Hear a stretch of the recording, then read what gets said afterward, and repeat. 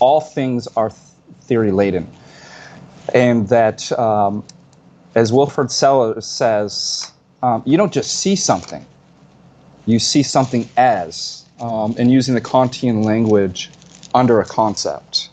For example, if somebody disagrees with that and is going to object with that, just ask them, do you think the way an infant's going to see that table is the exact same way that you're going to see it?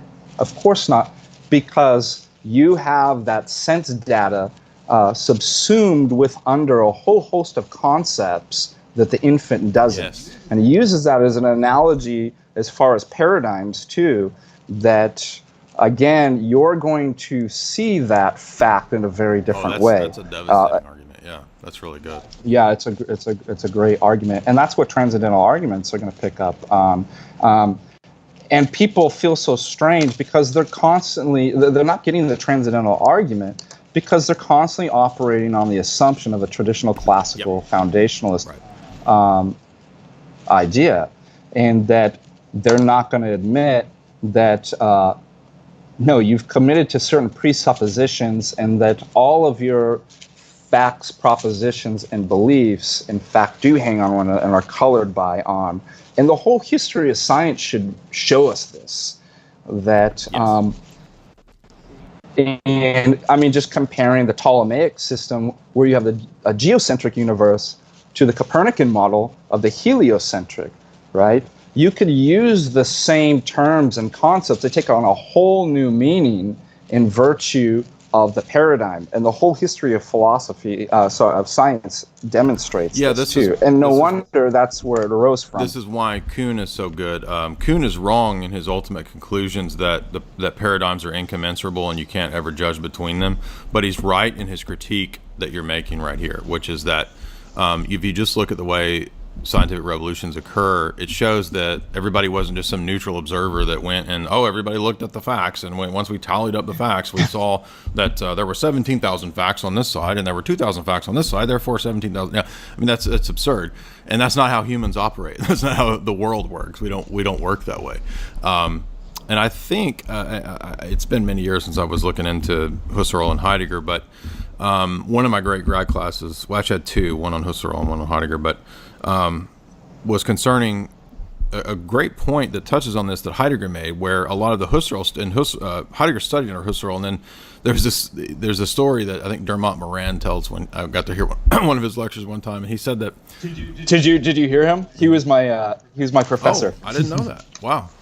Yeah, no, I studied Husserl and Heidegger under Dermot. Oh, cool. I bumped into him at one time right before the lecture, and I slammed the door into him by accident. So nice one. If he doesn't know who I am, but he might remember me as the guy who hit him with the door at the University of Memphis many years ago. But so he told this funny story about how Husserl had the whole class for one whole summer. All the class did was go and do bracketing analysis, or attempting to have a bracketed analysis of a mailbox, and they sat and they tried to do mereology, not Mariology, but mereology, the parts holes analysis, and you always only see one angle of the mailbox. You never see the backside of it. You have to move around. So they're doing this for a whole summer on this mailbox, right? And Heidegger made the great joke that's not how anybody in the world interprets mailboxes. I mean, it's not that there's no value in that, but that's not the life being, you could say, that we all have of interpreting mailboxes. When we come to the mailbox, we come to a mailbox with all the assumptions and the past life that we have about mailboxes. That, maybe maybe when I was a kid, I bumped my head on a mailbox, and I don't like mailboxes, right? Because I've had that bad. So I come with all that preconceived notion, and maybe I've only in my life seen pink mailboxes, and so I think, well, mailboxes are usually pink and they hurt. I mean, so I'm gonna have. I mean, I may be wrong, but I'm gonna have those preconceptions when I come to interpret the mailbox. And I make the same point too about the evidentialist apologists when they do the earthworm, right? Like when they interpret the earthworm, they interpret it because they're Christians and because they believe in creation and they believe in design. When the atheist interprets the earthworm, he interprets it from a completely different way. And I think Hume made this great point when he was contrasting the design argument, and he said, When I look out there, there is design, but he's like, when I see a carrot through carrot seeds produce another carrot, that's what I see the universe as. It's just a self-generating bunch of carrots. It's like the great pumpkin, and pumpkins just produce more pumpkins. And so nowhere in this chain of pumpkins is there like the supernatural great pumpkin Charlie Brown. There's only pumpkins, right?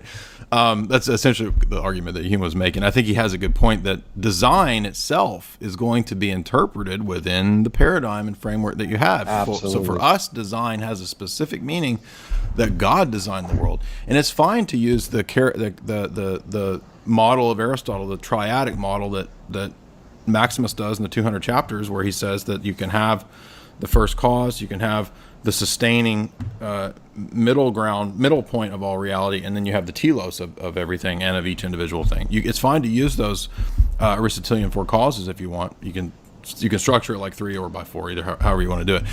It doesn't matter. The problem is not with those steps or with those ideas. The problem is that they're not pre-interpreted. They are pre-interpreted. They're theory laden. They're not self-evident outside of a context.